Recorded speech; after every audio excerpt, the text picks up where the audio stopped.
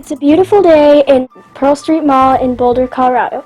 Can you ever imagine a flood wiping all of this out?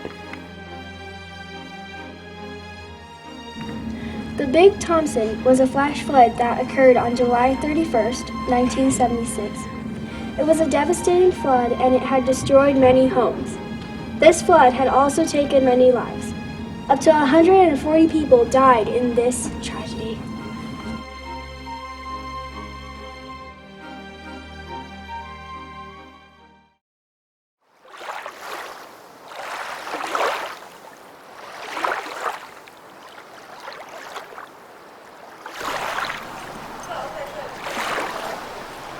Cars were buried. You can see this truck here, houses washed off their foundation. 144 people died. Only 139 were found. 5 people were never found. That's how bad the flood was. Most of the people that died were in cars. They got swept off the road. Cars are a very dangerous place to be in floods, and the Big Thompson taught us that. And as a result of the Big Thompson flood, you see these signs in Colorado now at the entrance to all the canyons. They say, "Climb to safety in case of flood."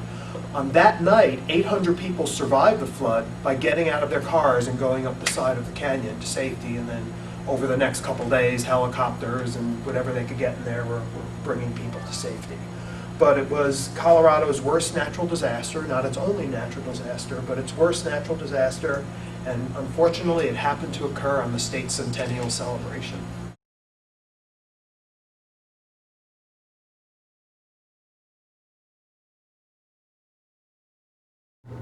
Matthew Kelsch has been interested in weather since he was a child.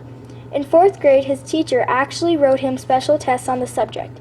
He knew by 5th grade that meteorology was the job for him. Matthew Kelsch is a hydrometeorologist in NCAR's Cooperative Program for Operational Meteorology Education and Training, also known as COMET. The program has courses and computer-based learning to meteorologists and students. Matt develops and delivers educational material for professional meteorologist groups. So this is rain gauge. Water funnels in through the top here, and then we read the water that's in that middle tube. And the reason why it's designed like this is in the middle tube it amplifies the rain, so we could read it in very, very good detail. And in the winter, we take this out and measure the snow in here, and then we melt the snow down and measure the liquid, because we always want to know how much liquid is in snow. It varies from storm to storm, and in Colorado, it's always important how much water we're getting. Are these rocks natural, or are they there for a purpose? No, these rocks you see here, if you notice, they're cemented in. These aren't natural, and they're just upstream of the bridge. And the reason why these rocks are put here is they break up the energy of the water as it moves toward the bridge. Because if we didn't do that, the water would erode away the land underneath the bridge. Just like when you're at a beach and the water is going past you, the undertow, you feel your feet sinking into the sand.